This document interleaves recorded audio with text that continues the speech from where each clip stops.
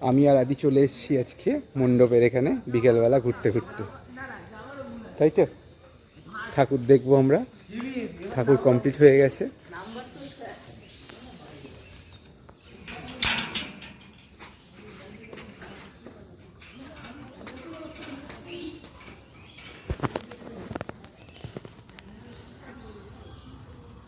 এখন গেট দেওয়া আছে, খোলা যাবে না।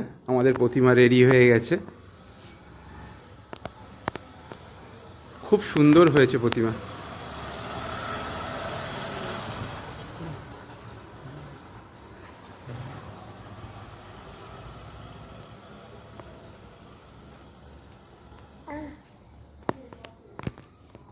আদি বল, কেমন লাগছে তোর?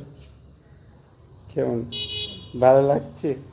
হ্যাঁ, আমাদের এখন মণ্ডপে লাইট লাগানোর কাজ চলছে, এই ঝাড়গুলো লাগানো হচ্ছে। তে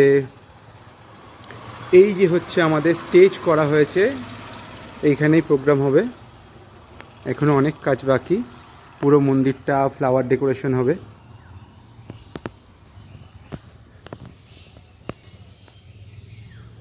আসছে আসছে কাজ হচ্ছে, এটাতেই আনন্দ। পুজো শুরু হয়ে গেলে দিনগুলো সব চলে যাবে এক এক করে। চলো এখনকার মতো টাটা।